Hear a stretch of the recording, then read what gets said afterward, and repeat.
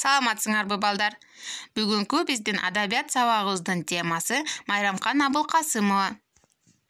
Өмүрү жана чыгармачылыгы болмокчу. Сүрөттө көрүп тургандай, бул Майрамкан Абылкасымова биздин Кыргыз Республикабыздын эл акыны. 1936 жылы Кемин районунда туулган. Алгачкы билими боюнча филолог. Ал эми туңгуч чыгармасы болуп Жеңишбек деген ыры саналат.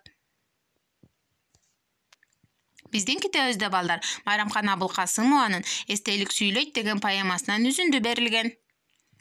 Өзүңөр байкагандай балдар, бул поэма ыр түрүндө жазылган чыгарма болуп саналат. «Эстелик сүйлөйт» поэмасынан үзүндүнү китебибизден окуп чыгып, суроолор жана тапшырмаларына көңүл буруп, жооп берүүгө аракет кылабыз. Суроолор төмөндөгүчө. Бак арасындагы эстелик кимдерге арнап курулган? Ырдын негизги идеясы эмнеде? Ыр курулушунда эмнелерди байкадыңар? Эстелик да сүйлөйбү? Эстеликти эмне үчүн тургузушат? Бул суроолорго балдар биз жоопторун жазып, фото отчет кылып жибергенди унутпайбыз.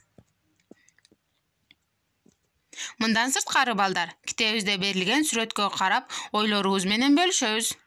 Бул жерде көрдүңөр, жоокерлер жана кыз менен бала сүрөт чагылдырылган экен бул эстеликте. Бул сүрөт боюнча оюбузду аудио аркылуу түшүндүрүп берүүнү унутпайбыз. Үйгө тапшырма балдар, поэмадан үзүндү жаттоо. Аудио аркылуу үзүндү айтып жөнөтөсүңөр.